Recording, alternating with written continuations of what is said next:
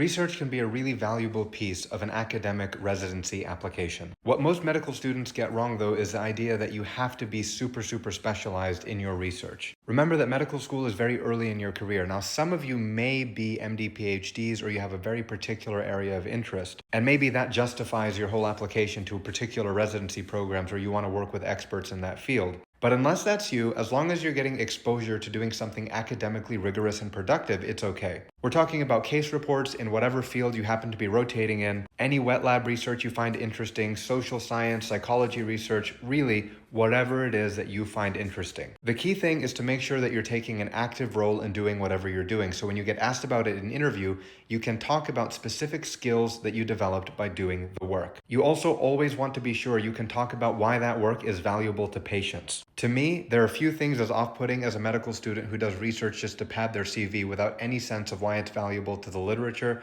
the scientific community, or the patients that we're trying to help. If you struggle finding research experiences, remember you can always reach out to residents, to fellows, to attendings. As long as you're expeditious and you're able to problem solve, you're going to be an asset to their project. You're going to be able to do work that will teach you and that will lighten the load on them, enabling them to do more things and be more academically productive. So don't be afraid to reach out. I also get asked by first-year medical students a lot, when is a good time to start doing research? And my answer to that is after you have settled in, after you understand how to study and how to create balance and wellness in your life, even when you're in medical school. The worst thing you can do is overdo it and become super burnt out. Actually, I take it back. Even worse than that is when you overcommit and then you can't deliver, and then you start looking like a flake to the people who you're working with. Bite off as much as you can chew, no more. And remember, that's not an absolute mandatory thing to do if you're not excited about research. You don't have to do research to get into residency, particularly if you're thinking of community programs or you want a clinically focused career and research just isn't your thing. If you have questions about what specific residency you're doing and whether or not research is something really important, go ahead and leave a comment. I'm always here to help.